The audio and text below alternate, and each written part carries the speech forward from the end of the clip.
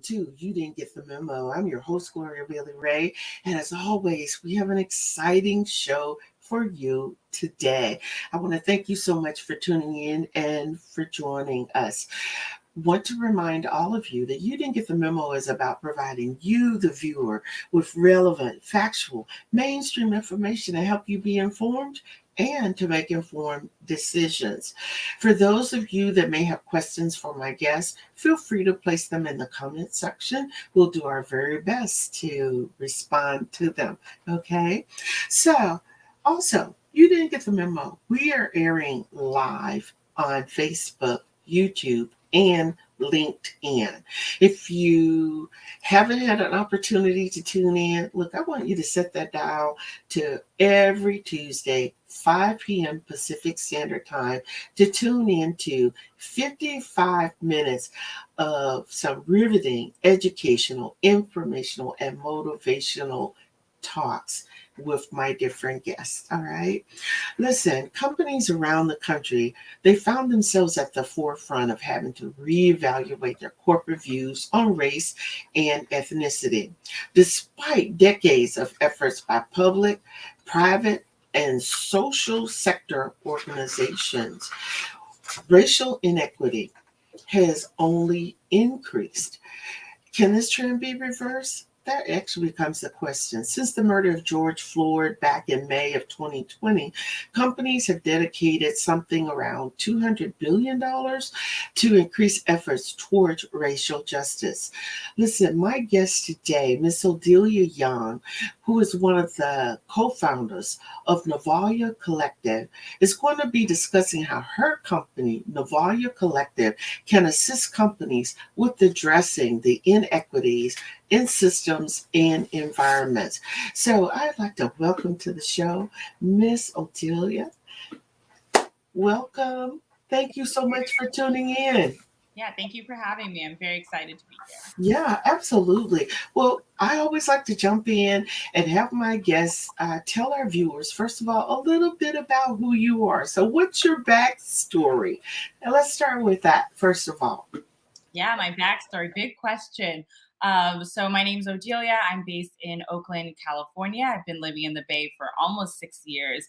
But I was born in the West Indies, tiny island of Grenada, was raised in a tiny 600-person rural town in central Indiana. Went off to the East Coast for college, lived in Ghana and Miami and the UK, working on children's rights, teaching, community development, activism work, and now I'm out here in the Bay, building and still doing community building and bringing people together around good stories and building communities of belonging. Oh, awesome. Grenada. What a beautiful country. So, welcome. Well, you're co-founder of Novalia Collective. So, first of all, tell our viewers, what is Novalia Collective and why does it even exist? Yeah, so my other co-founder, Vina Vo, and myself, so we founded Novalia Collective at the end of 2018. It is a consulting firm that works on using creativity and storytelling to help people in terms of their strategic planning, facilitation, program design, all with the mission and goal of building more communities of belonging. So it exists because when Vina and I met, we came together over stories. And, you know, we're both we call ourselves children's of the migrations and of the margins. And we found that stories really brought us together, though we have vastly different backgrounds. And we found that there's a power in story to really cut through all the other stuff. Like all the things we're talking about, you know, people try and put like numbers and figures to, and all of that is important. But at the heart of the work we're trying to do to create a better society are people, and people are comprised of their stories. And so that drew us together, and we wanted to do that for other people. So we started traveling together and listening to other people's stories. And we thought, like, this is the crux of what we need to be doing more to create better communities, whether they're teams, organizations, companies, or communities. And so we brought our talents together and started doing this work. And that passion really drives us because as two women of color, we know what it feels like to not belong. And we want to slice through that feeling so that other people of color can exist in spaces without fear of being who they want to be and fear of being vanquished. Yeah, it's interesting that you talk about how you and your co-partner, how you guys founded Novalia Collective, and as we know, people of color, it's still this whole issue when you're working in corporate America, no matter how large or how small the firm is, there's still this conversation that needs to take place around race, around ethnicity, and that sense of belonging. And so when you talk about what led the two of you to develop Novalia, I think that in itself, that's a big piece of it, and that's a lot of work, though, Adelia. Um, when I think about that, that's an awful lot of work because coming into an organization and just trying to help people drill down, because it's interesting. What I found is a lot of time companies aren't able to really see the big picture, right? They see the picture that they know, but what is that overarching picture when you actually have a diverse workforce? So when we talk about it, what's the goal or the mission of Novalia Collective? Yeah, the mission is to be able to come in and help people like re-see things. So the name Navalia actually comes from an old English word which means to reclaim land and to cultivate it anew. And we love that because when we're coming in, we're not like giving people a bunch of things. We don't think that we have all the answers and the solutions, but we're helping organizations and teams and communities see something differently because what we love about our work is we deeply believe in radical imagination. So, how are we thinking about something that's never existed before? And how do we envision that? And then take that vision back to the present to inform our steps to do something different. Because we spend so much time thinking about what we don't want that we don't spend enough time thinking about what we do want. And what our mission is to help people take that pause and say, if this is where we want to go, these are the things that we need to do to authentically be able to get there and to build something differently that works for more than just a handful of people. Wow, very, very interesting. And the work that you guys are doing is so needed. I mean, so one of the things I want to just shout out to all of you who have companies and you've got employees. Listen, you want to tune in and reach out to Novalia Collective because the work that they're doing is the work that I think sometimes people find themselves in the crosshairs of, oh my goodness, I didn't think about this. And I love the way you said this. So many times people are thinking about what they don't want, that they don't take the time to focus on what they do want. And that's actually a critical piece right there when you really think about how do I want this company to look? What do I want? And to me, I totally love being in an all inclusive environment where I don't have to worry about if my dress attire, I need to dress more corporate to fit in when that isn't, um, you know, the culture that I was raised in. I want to be my authentic self. And sometimes I know that people in certain organizations just have a problem with that. So hearing you talk about that, I think that's really important. So this is a big question. And I'm going to ask you to think about it. We'll take a quick break, but I want to get into us talking about marginalized communities. Who falls into this category, and how does your company help corporations in this area? So, don't go anywhere, you guys. I'm talking with Miss Odelia Young, who's co-founder of Novalia Collective. And I'm telling you, by the time this interview is over, she's going to be able to help your company. So we're going to take a quick break and we'll be right back. Don't go anywhere. Severe weather can strike anytime, anywhere, but there's a simple way to stay safe. Hey, Jim Cantori here. I stay safe in dangerous weather by planning ahead. You can stay safe too with a few easy steps. Build an inexpensive kit with supplies for your family's needs. Write down important information like phone numbers and medications. Always talk with your family and remember any pets in your planning. Be ready, be safe. Start your plan today at ready.gov/plan.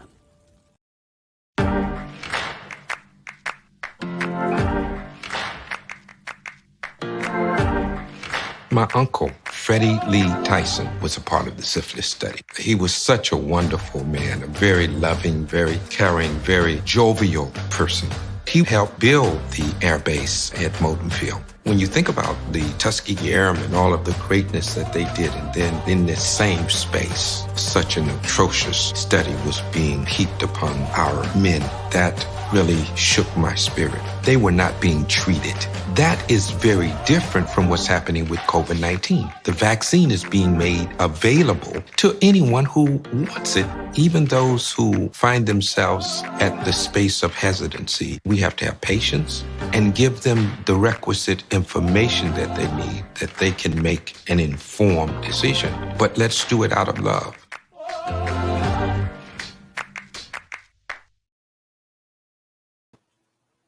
All right, and if you guys are just tuning in, I have with me my guest, Miss Odelia Young, who is a co-founder of Novalia Collective. And her organization is basically, they're creating this space. They are dealing with some tough issues. And before we went to break, I asked the question, let's talk about marginalized community. We hear that word, it's been tossed around and different things. But my question to my guest is, let's talk about it. Who falls into this category, and how does your company help corporations in this particular area? Yeah, when we're talking about marginalized communities, we're talking about historically excluded communities. And, we do a lot of work in the US, but also outside the US. And we know that might look different. But, we're talking about the US that's, often Black communities, Latino communities, communities, with people who are facing disabilities. So anyone who's been historically excluded from like the mainstream work. But I also want to just make a point that when we're talking about marginalized communities, we're talking about like what the dangers we face by being on the margins. But I also want to note that, Black people and many people of color, we've been living on the margins for many years and have grown very powerful in those margins as well in our own ways. Bell Hooks has a piece about the margins as a site of power. And what the problem is, as we grow rich and we support each other in these margins, as we try to move outside the margins, because we live in a world in which we need to navigate dangers abound. And so when we say that, one of the pillars of our work is that we are supporting and uplifting and making room for the voices of marginalized communities, these are the communities we're talking about, the ones that are historically excluded, and the ones who, there's been laws and practices and policies to basically extinguish in the places that they exist. Wow. I love the way that you say that. And I guess I never given thought to that, Odelia, how even if you're on the margin, how people have grown to be more powerful, which in many ways that can also be very disconcerting to certain people. Yeah. Right? And so it's also learning to navigate and to deal in that arena as well. But it's interesting as you're having conversations with prospective clients.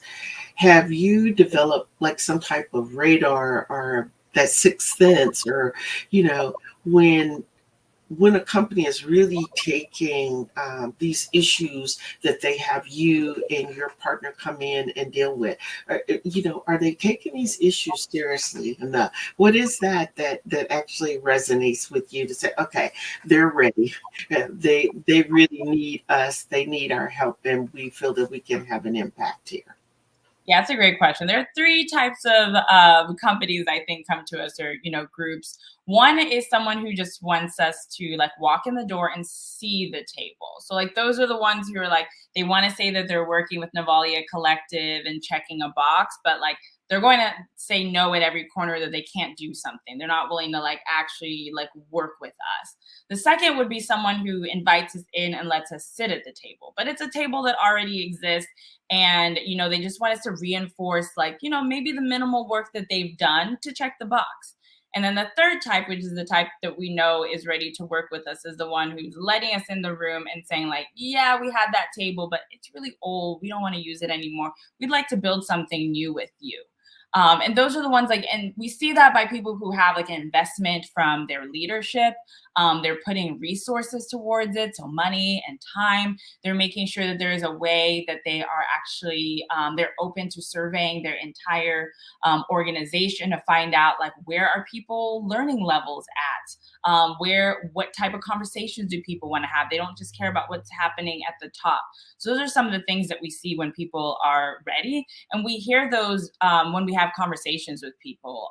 We've been doing this for a lot of years now, and the questions that we ask people when we're having that initial meeting is also about like where are they at in terms of the work they want to do, because we never want to do work that is just going to reinforce the status quo. Like Vina and I like live by the values that we say that we live by at Novalia Collective. And so if we say that, we are always going to be putting forth and upholding like just the value and the voice of marginalized populations, then we need to make sure that we're not working alongside an organization that is going to be stopping us from being able to help them improve. And sometimes there might be one or two people who aren't sold yet, and that's not like a deal breaker. If there's like a lot of great groundswell and grassroots work going on, we want to support those people and help them bring along, leadership and make sure that changes are happening. And so after a few conversations, we typically know where people are at, but it's absolutely important that we are working with partners who want to make real changes and lasting changes. Yeah, I like that word, lasting changes. That's really true. Because in a work setting, one concern that came up for me was about having those potentially difficult conversations about race. And the reason I say that is because when I use the word emotional labor, sometimes people of color are just tired of hearing the talk and hear the talk about it. So how do you prepare for sessions with your clients about race? And the other question is, because you're dealing with this all day long, probably 24/7. Actually, we don't know that, but I was certain you go to bed with that on your head. How do you also take care of yourself afterwards when you're dealing in this arena? Because it's a big arena, and just the conversations in itself about race. I know for me, as someone that falls into a BIPOC, person, I'm just like, sometimes it's just like, I don't have the time to try to educate you or help you to understand. People are just tired. So when we talk about that, how do you prepare for those sessions? I'll start with preparing with the actual organization themselves. We definitely like to walk through what we're going to do, and people need to be on the same page. So we love to give a lot of like pre-reading in different forms, like here's some reading, here's some videos to watch, because like it helps remind people, here are some questions that we're going to discuss. And we always give a survey beforehand. We like to introduce ourselves. Like we don't love to go in blind where people don't know anything about us. We're always going to share something about ourselves, so it feels like a conversation. And those pre-readings and those like pre-materials help people come to the table for the conversation with the same language and the same expectation. And then we always start the sessions with community agreements, because then if something happens, there's a fracture in the conversation, we can go back to the agreements, because we all said at the beginning of the conversation, we were going to agree to this, and we actually give them space to add things to the agreements if we want to. And then we always make sure that we say that, again, we're centering and like uplifting marginalized voices, because if something happens, they need to know that their organization is working with someone who's going to pause and address it, whether it's in the moment or right afterwards. Like they need to know that something won't go unaddressed, because, before starting this company, the places I've worked in the past, I still remember every single moment at those organizations when we had conversations around equity and someone said something extremely problematic and no one stopped. The facilitator didn't stop. The leadership didn't stop. And then I had to say something, and I was put in this position where all that weight was on me. The whole point of having facilitators and people like Vina and myself coming in is that we should be playing that role. Like, yes, we are helping an organization build the ability to have those conversations together, but at the start, like they really need to know that we're in partnership with them. So yeah, I would just say like making sure that leadership, knows what's going to happen in our workshops or our sessions, pre-reading to get people on the same page, priming them with the agreements, and setting the stage that like we are going to be centering the voices of the most marginalized. And if something happens, like we are going to pause and address it. Yeah. And it's critical. And I too can say that I've shared that same space that you speak of, that you've been in, where someone has said something and it's just glossed over. And I think my first thought was, wow, I'm working with people who are okay with this. Yes. Yes. I know, never forget, because sometimes people send you a secret message like, oh, I'm glad you said that. I wanted to say that. I'm like, don't send me secret messages.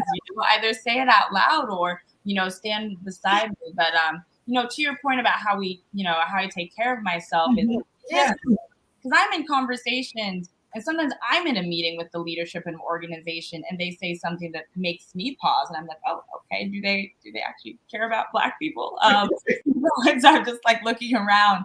And that's the great thing about having, a co-founder, we're in meetings usually together. So, one of us can say something and back the other person up. But sometimes I have to step away. I've learned so much from following the Nat Ministry on Instagram and that work on, Twitter, like wherever she's posting, and just taking breaks, stepping back, not letting other people push their timeline on me. If someone says, oh, we have to do this by the end of the year, and I know it needs 5 months, we're going to push for 5 months because, I need to make sure that like I'm resting because I need to rest so I can show up and like take care of myself.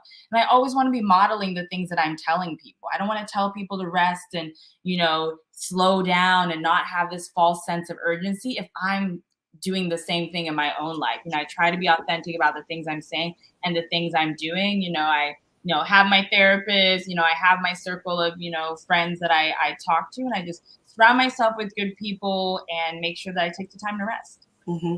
I 150%, 200% agree with you. It's amazing how I've worked with companies where people are talking the talk, but they're not walking. And you see that and you go, well, this is what they say, but their actions are completely different. And that is a really, really key critical point that you made. The other thing is holding your own and recognizing we're not going to get through this in 60 days. Yeah. Right?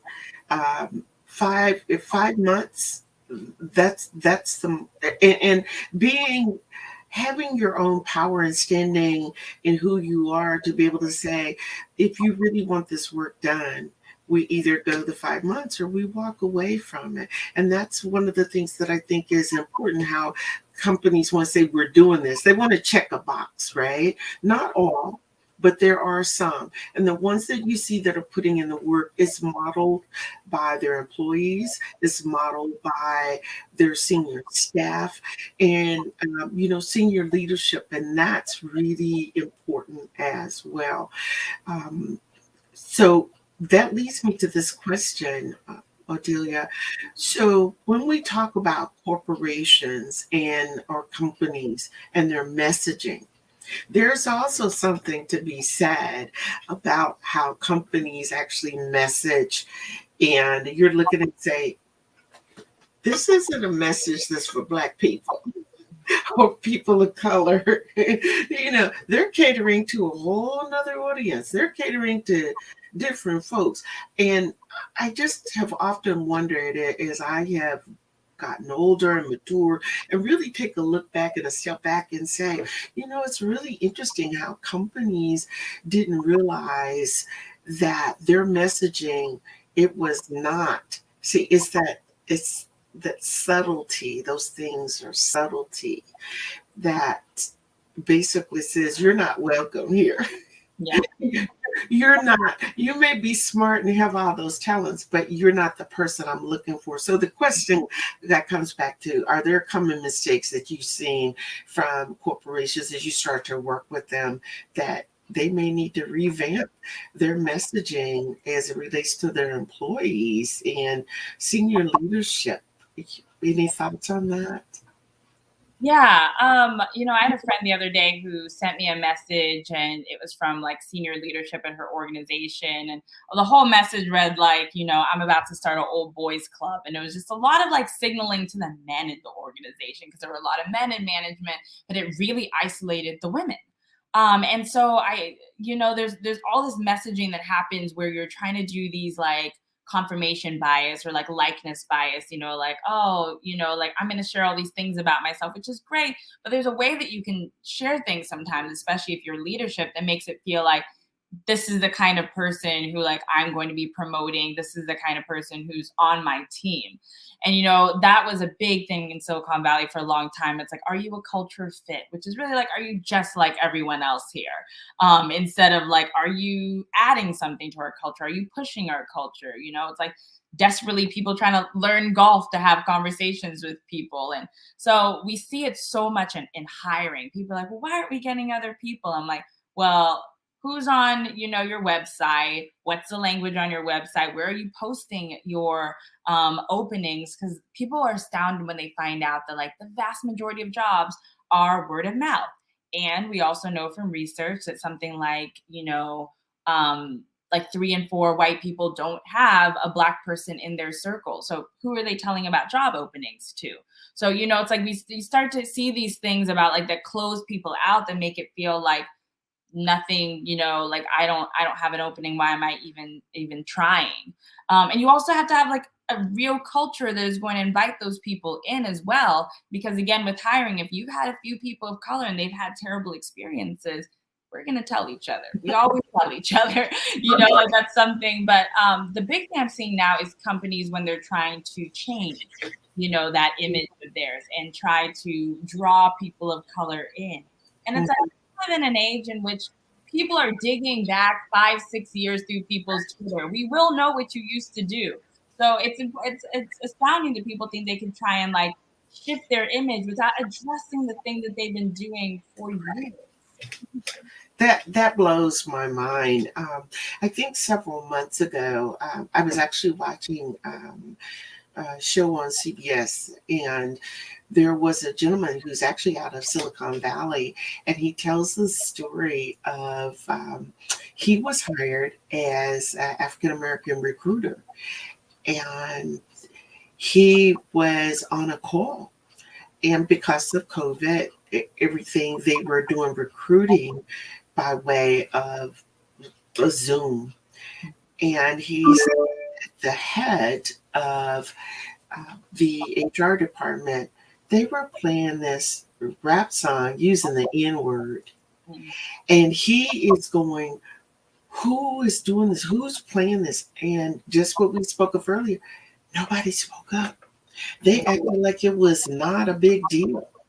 And he was like, how are you expected to recruit people like playing that? I don't even listen to that. And he was so offended that he ended up quitting, because the next day they sent a Black woman to apologize for all of them for this, what they call, it was just a minor OPA. It was a mistake. Of course, they sent a Black woman to do. That's why one of my favorite parts of I Love Insecure is that Issa Rae works at that nonprofit We Got Y'all, and it's just like textbook being like one of the only Black people at a nonprofit. Like that part she gets so right. Yeah, and the reality of it is, what did they do to change the culture? And this company is in the news almost every day. And so how can you draw in people of color with talent if that's still that mentality? And that was the thing that I want everybody around the world, we're international. Listen, you can't expect to hire people of color and you don't understand what you're dealing with. I would rather you say, I don't understand, and where do I need to go to get help? I'll say, call Novalia Collective, let them come in and help you. But the thing is, if you don't know, all right, I can respect that. But when you just gloss over it like it's no big deal, and and all I could think of was for the Black woman that showed up, shame on her. Sometimes we that's the other piece that we deal with. We stay in a job because we feel like we need the job, and we forget the talent and skills that we bring to that role in that position. So that was that just, you were talking about that, and that just totally resonated with me. So when we talk about those mistakes that you've seen from the corporate messaging, let's just talk about the whole systemic racism, please. Look, that's huge. Okay, so in your opinion, if we could, you know, in the course of this dialogue, let's talk about that corporate messaging as it affects systemic racism, or makes, in my opinion, probably it just continues to contribute to that, and the racial injustices that we see that actually goes unreported and not discussed, or we just deal with it, give you a check, and you just leave. Right? So, any thoughts around that at all? Just on the corporate like messaging, yeah, it's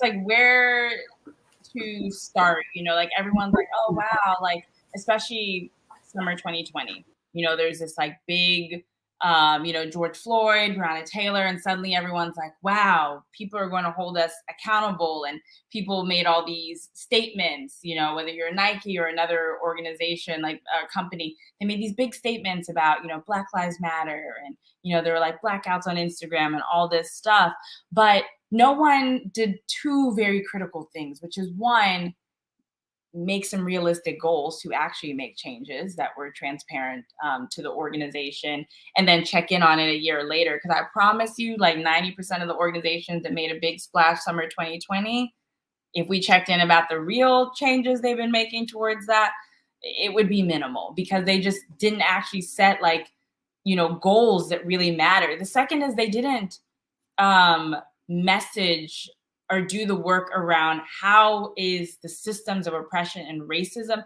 connected to their work specifically. And we see that huge mistake all the time that businesses make. They don't actually bring it back to what do they do, and how is that, pushing forth these like racist practices and ideologies. We were working with a lab, and, we're able to talk to the lab about how they do their research, like how they're bringing people in ethically, and like thinking about like the equity and like the history of racism in their specific field. You have to make these things relevant to the work that you're doing, because when we do our work, we think about it at three levels. There's the individual, there's the organization, and the systems level. We always start at the individual level, because individuals need to feel like, they're understanding where they are, and they're growing in their understanding of, how to live in this more equitable spaces of belonging.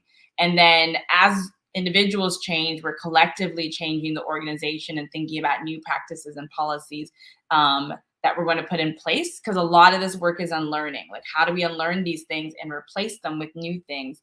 And then the systems level, and the system is like, okay, how do we understand the role that this organization is playing in these larger systems, and how are we pushing back against that? Because no one organization is going to change everything, but it needs to start changing those things, so we start pushing back on the systems. But a lot of people are divorcing these conversations around like race and inclusion and diversity from the actual work that they're doing, which makes it feel like they don't have like actual tangible changes to make in their organization. Wow, I've got all these things running through my head right now. Just listening to you, because one, you're absolutely correct. Number two, what came up for me as you were speaking was this: organizations can work on making changes, but what's the check and balance? Because when these people leave their jobs and they go back to their homes, where a lot of these beliefs are still being bubbled up, and actually people are still doing what they normally do, and it's almost like they're putting on a mask when they come into the company, but nothing is changing underneath there, right? So this is just off the cuff. I'm just thinking about, how does a company even deal with check and balances? Because your home is your private domain, but if there's the hatred speech, the hate talk, because look at what happened when, Black Lives Matter. It was never people saying that all lives didn't matter. But at this particular day and this time, there was a groundswell around people really understanding that Black lives matter just like white lives or Asian lives or Hispanic lives. In this particular case, the wrongful death of George Floyd, and people really miss that. And so they're back home thinking that we matter. I don't need to have a Black Lives Matter. And you talk about the divide that happened, and it just makes me wonder about what's happening in a company, in a corporation, when you see those particular things that you and your organization is going in and trying to work with. And yet, when they walk out the door or they close their laptop, it's business as usual for them. And Yeah. you probably see that. I mean, I don't know that for sure, but that just triggered something for me as I'm thinking about that. Wow, what would be those check and balances that an employer really says, we spent the money, we invested in this, and this is what we do. And by the way, I'm certain you will agree with me, more BIPOC people need to see people that look like them in leadership roles, because if at the helm of a company, it's, all white males, or the only people promoted are white females, what is that really saying to the other people who are looking at who do they look up to? And that's always been an issue as well. So, And I want to get away from the checking the box, when diversity, equity, inclusion, that kind of work becomes checking boxes. It becomes okay to say, like, we increased our, BIPOC hires by 50% and check a box, instead of saying, like, what is the experience of these hires once they're there? What does their professional learning and development look like? What is the career ladder? Because it's like, all of us are entry level positions, and we're not even at any kind of mid-tier level, let alone at the executive or the C level, then we're not actually having a voice in making changes. And it means that you don't value our voices as just as important. And in some places, even like more important when we're working directly with Black communities. And it's the same with even the work of being a consultant in this space. Is I think that there is something that, Vina and I bring as women of color to this work, and our understanding of like who we represent in a room and our experiences that cannot be replicated by someone else. But, COVID has really blurred the lines between personal and work. And what we're doing at home, our backgrounds, all this stuff, you can see my bookshelf is very much like there's an opening, a door during COVID to all of that. So I very much think people are not just like checking, you can't fully check yourself between work and personal life, and especially not anymore. And so that's why, again, we start with the individual level, because we want people to know that it's beyond just how they show up at work. It's how they show up in their communities and those spaces. And a lot of the creative activities that we do with people, and I say creative because we're both writers and creatives in our life, and we bring that to the work. We make sure that people are not in creativity, and like these kind of like imaginings and work that we do with people help break them out of their status quo and the mold that they're usually in. And when we're doing that, we're helping them think about the things that they experience outside the workplace that then come with them into the workplace. As a BIPOC person, I'm not just shutting down everything that happens outside of the work when I come into work. And, anybody else, we're all bringing those things to the workplace. And so we need to understand our lives outside of the workplace and how it influences inside the workplace. So I'm almost like, I'm very frustrated we're still in this pandemic, but there's certain things that the pandemic has blown open, and some of that is this like false divide between work and home. Wow. Yes. Look, let me put a stamp on that, because that's absolutely correct. And I'm loving having this dialogue and conversation. We'll definitely have to have you come back and we talk more about that, because it's real.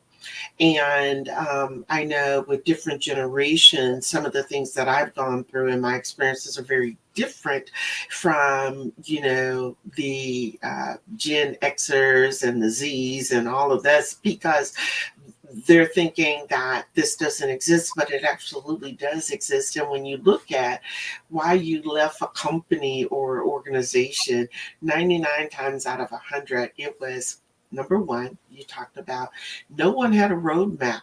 How do you get to the next level? No one had a mentor. Oh, so I've got to get promoted to a VP level before I get a mentor. That doesn't make sense, right? And then there was no one like me that I could assimilate with. It didn't happen. And one thing that you said earlier on in the conversation, you talked about those people in corporate America who had to go out, and I was one of those. You need to learn to play golf so that you can connect, with the senior management if you play golf. I don't play golf. What did I care about golf? Right? So hearing those things and having this dialogue, y'all, this is some really, really good stuff that you're getting from my guest, Miss Odelia Young. Please, please, please, please, please, we've got to be sure and connect with her. So, Adelia, we're going to take a quick break. And when we come back, I'm going to shift gears and we're going to talk about how COVID, because you kind of led into how COVID has changed a lot of things, but how has COVID changed how your company does business? So, you guys, again, if you have questions, place them in the comment section, but we'll be right back. So, don't go away. I'm here with the co-founder of Novalia Collective, Miss Odelia Young. We'll be right back. You told me not to talk to strangers. You told me not to cross the street without looking both ways. You told me not to touch the stove. You told me not to do drugs. You told me not to drink and drive. You gave me so many messages about how to stay safe. Why didn't you keep me safe by properly storing your gun?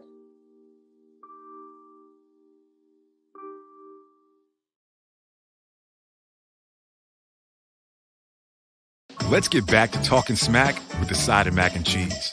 Before we can safely come together, we need the facts on COVID-19 vaccines. To get the facts, visit getvaccineanswers.org so you can make an informed decision when vaccines are available to you.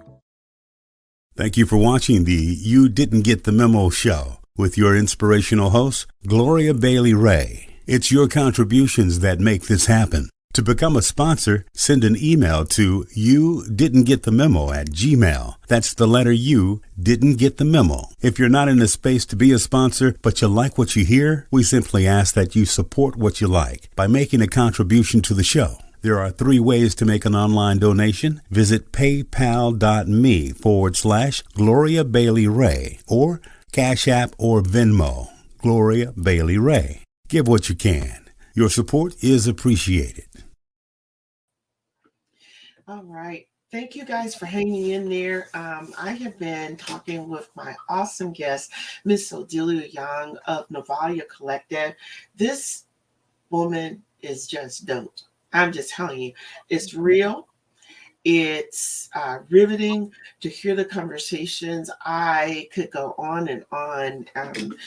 We just have to have, this is one of those where we have to continue this over dinner. Okay. Definitely. And the things that you're sharing with us about what your company does, I'm loving it more and more. So before we went to break, one of the questions that I asked was, how has your company had to change due to COVID, as it relates to doing business? Yeah, so everything moved to virtual. We had previously been meeting people in person for retreats, and there's something about like meeting someone in person and that instant connection. So we shifted a lot of stuff virtual. One of the biggest things and the first things we shifted virtual was we have a program called This Is My Body, which hopefully I'll get to talk a little bit more about later. And it's usually in person, and we work with women of color to develop 5-minute one-woman shows. And we were like, wow, we don't want to not do it. So we shifted it to virtual. And it was the first time we realized that the shifts to virtual in COVID we're not going to be all terrible. We actually were able to open up the application to women across the entire US, and some of them joined from outside the US for the program. And that was just like, wow, like, yeah, we're not doing it local, but like we're hearing from voices from all across the US. Like that was incredible. And we've really enjoyed being able to play around with our own creativity and style with our virtual presentations, different mediums to get people excited. We love giving people multiple ways to engage, whether it's whole group, small group, little Padlets, drawing, activity, all these different things. Virtual actually opened up a greater world for us of those tools to use.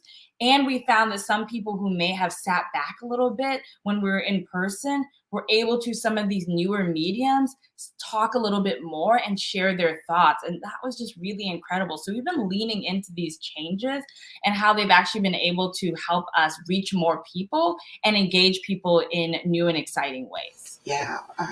And yeah, there's a positive upside as it relates to what happened with COVID. Things weren't all bad as it relates to from the business perspective. And people are like, oh, I hated this. But you're absolutely right. People felt a sense of comfort and safety if you were doing things virtual. So that's the difference. But what about the type of workshops that your company provides to clients? I don't want you to give away the candy store, but can you talk about a couple of those workshops and what they may look like?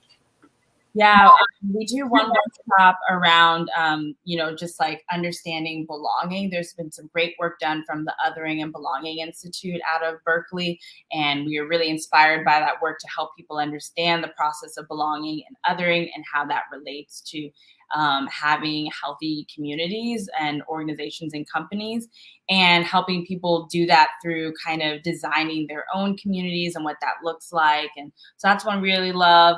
We do some on facilitating difficult conversations, so helping people practice what kind of styles they would like to use with people and what styles they'd like people to use with them, and thinking about how we have conversations and not being scared of conflict as a bad thing, but conflict as like a natural like state of being when we're going through some really big changes.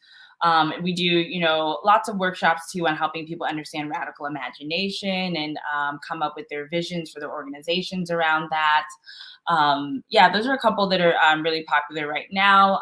And then also some, like I said, we've been working with a lot of people around hiring, and then also how they put an equity lens to their projects as well. Yeah, I always like that word, equity lens, definitely. So what about workplace of the future? COVID has changed how companies are doing work. So let's talk about, in your opinion, what does the workplace of the future look like as it relates to remote from home, hybrid, which is a home and office, or in an office full time? So what are your thoughts around this workplace of the future? Yeah, this is a really critical moment for organizations and companies to say, like, yeah, we'd like to meet you in the future. What does that look like? It looks like giving your workers and like more choice. In terms of like so many people demanding people be in office, where not everyone needs to be in office, but some people like going into the office. So I really think these like hybrid models are going to be really popular and necessary. And there's going to be some hard questions to answer with that. Like, how do you make sure that the people who aren't seeing each other in person still feel included? How are you still bringing the whole organization together? How are you making sure that people who are working from home and the office still have the same access to supplies and connection points as well? And I think the reason why some people aren't leaning more into virtual and hybrid is because they don't want to answer those questions. And again, we have to we want to be here in the future, and we need to attract people because, millennials, especially younger millennials and Gen Z, they want to work at a place that values them. Yes, they want to make, a living wage, but they want to be at a place where they're telling a good story, getting back to that storytelling piece. Like, can I tell this next story, this next chapter of my life with you? Are you going to care about helping me write it? Like, what are we doing together? And that's going to drive people. Everyone's worried about, like, are people really working? Can we trust people? And it's like, there's always going to be the handful of people that take advantage of a policy. But the vast majority of people, if they feel like they are thriving and they are valued in a space, like they're still going to do that work because they're driven by the work and they're driven by the people that they're working with. And they just want to know that they have that flexibility, and that's just really necessary. So we've been trying to do some work. We held a panel a couple of months ago around, what does the future of work look like and how do we have equitable designs for that?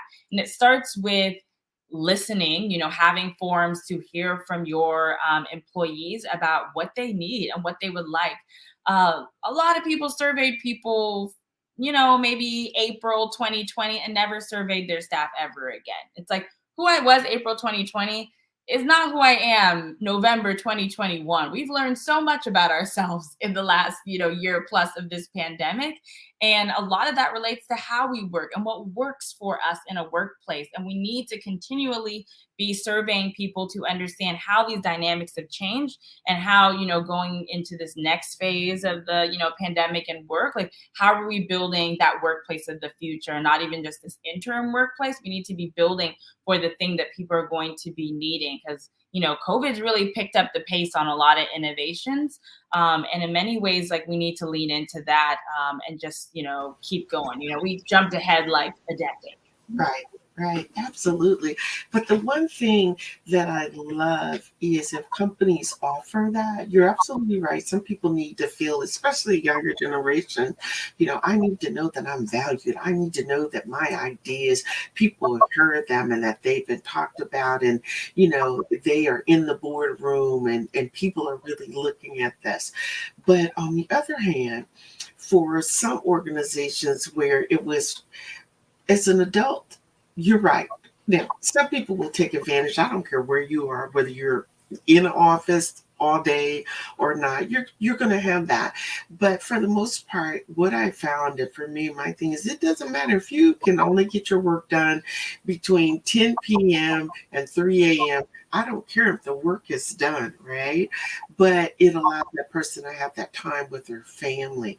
And that opened up a whole nother box. And on the other hand, there were people who said, I realize I don't like being at home with my kids. And, I'm not quite for sure if I really even like kids, right? Because they didn't have to deal with it for that 10, 12-hour block of time.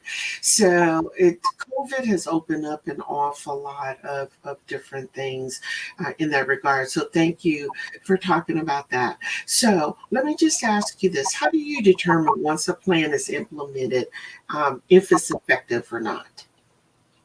Yeah, we always set those measures at the start. So, whatever we're doing, there's going to be some kind of measure. So, if we're giving a survey at the beginning to kind of see what the baseline is and how people are feeling about, let's say, decision making and trust at their organization, then that might be our baseline measure, and we might check it again in like a year with an organization. People want to check in a couple months, but these things really take time for people to feel differently about. So maybe every 6 months or a year. Checking against that baseline, having focus groups. So there's kind of like the formal ways, like the surveys, focus groups that we might collect some measurements. But there's also informal ways too. Like what are people saying differently? Like what are people hearing when they go about that people are talking about in terms of that? And then, for us, there's like the measures that we work with the organization. And then we like to, work with them to think about how they're going to sustain measuring their impact. And not everything can be measured too. That's why I mentioned the informal channels to think about how you're having that impact as well. We, think about our own measures for is Novalia Collective doing the things that we want to do? We like to check in on the people that we worked with before. We want to hear from, people of color at the organizations and, how they felt about the engagement. So, we're also measuring our own levels of success in terms of are we meeting our vision and mission that we've set forth for ourselves. Yeah. One question, do you see corporate America as changing its attitude as a misogynist? Someone who is they're basically strongly prejudiced against women. Do you see that changing? Because I'm still looking there still are not enough women or women-owned organizations, although they're the fastest group of businesses that are growing. But I'm thinking of that more as relates to the BIPOC community. Do you see corporate America changing its attitude as those white males who are, I should say, dominant white males who are in those roles and heading up and leading companies? Do you see that changing at all? I mean, well, we know that the number one thing you could look at right now about the state of affairs is how much fighting there is right now over paid family leave. Yeah. And if it was just men who had to stay home with the kids, we would have had that 5 million years ago. But it has to change, and especially talking about BIPOC, women, and I'm speaking primarily about like Black women also, like we are getting graduate degrees and these advanced degrees outpacing many other groups. We are some of the fastest people to start businesses and be business owners, that we're not getting venture capitalist funding. We're not always getting the loans that we need to, and people are missing out on incredible products and incredible ideas because we're not being given those chances. So I love that I'm seeing like a little bit of that push and some more of these like money coming up. And it's great that there's a lot of programs for mentorship for us as business leaders and advancing in our careers, but sometimes we just need the capital. And I'm hoping that corporate America, whether it's like giving the raises or providing some of the funding opportunities that some of these larger companies are doing, that we will be able to do that more. But there's some great people working on that. We just got to support the work, but I don't know when it will all change, but it has to change. You cannot box out 50% of a population. That just doesn't work. Yeah, absolutely. I love the way you put that. If men had to stay at home, some of these things would, and we probably wouldn't be having the whole issue around abortions, right? If men had to have children. So it's interesting how the imbalance is there. But let's talk about this is my body. What is that? And then T in transition, I was intrigued by that. So let's start with talking about this is my body. Yeah, this is my body, just so much joy. You can probably see it on my face already. So it's our flagship program.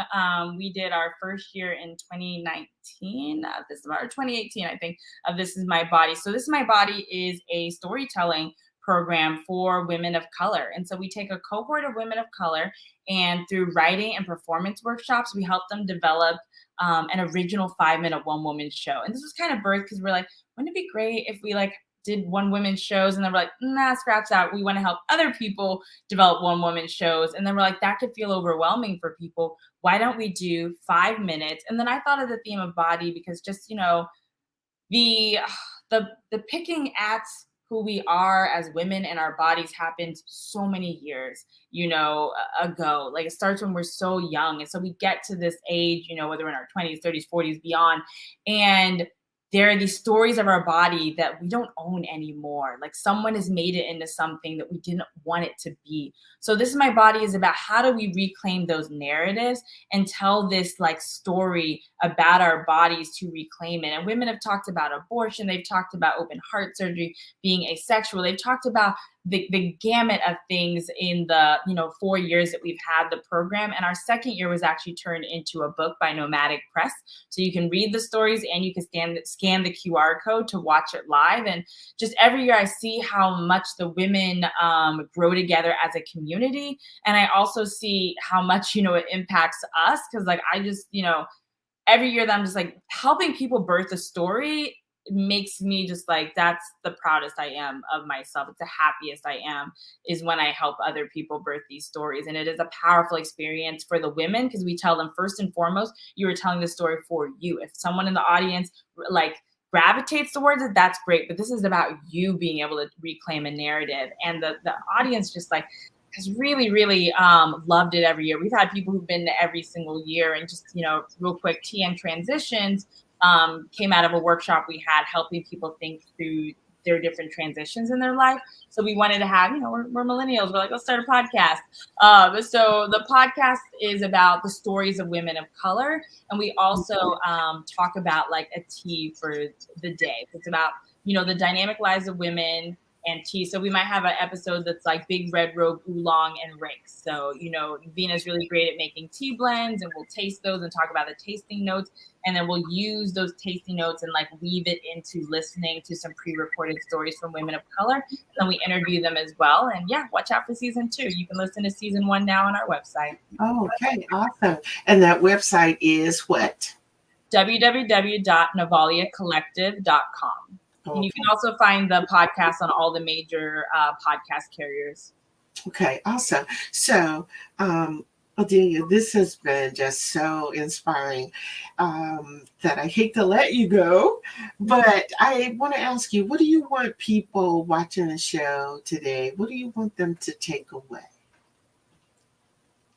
That we can imagine things differently, whether it's just, sharing a story between two people or deeply imagining our communities and our organizations differently. And there are people ready to partner with you to do that work. And, we are deeply, invested in this work. So if you want to do it, please connect with us. But wherever you are, whatever you're doing, just keep going. There are people who are behind you.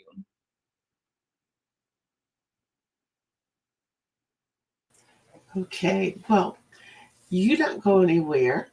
I'll be right back. I want to say to my guests, I want to first of all thank Miss Odelia Young of Novalia Collective for being on the show today. Riveting. If you guys just kind of tuning in, I see some of you are, go back and watch the entire show. Her information is just, oh my goodness, it's left me inspired. I'm like, okay, what else can I do? A gentle reminder and ask is to remember to support our efforts by inquiring about our sponsorship packages. Or if you're not in the space to be a sponsor, you might just want to become a supporter. And so any donation of any amount, there is a blessing in the giving. Be sure and follow me on all of my social media sites. I'm everywhere. And again, mark your calendar for every Tuesday at 5 p.m. Pacific time, for the You Didn't Get the Memo show. If you're in need of some midweek inspiration, be sure and tune into my podcast, Real Talk with Lady G, every Thursday at 6 p.m. Pacific Standard Time on Spreaker.com. Quick shout out to all my viewers, both international and national. I want to thank you guys so much for tuning in. A huge thank you again to my donors and my sponsors. Thank you for your support. As I always say, if you didn't take anything away from today's show, then it's really you who didn't get the memo. Hey, remember this. Until this time next week, have a great week. Give thanks for all of your blessings. Stay safe and remember to pay it forward. The quality of your life is determined by the decisions that you made. I'm Gloria Bailey Ray, your host. Peace and blessing all.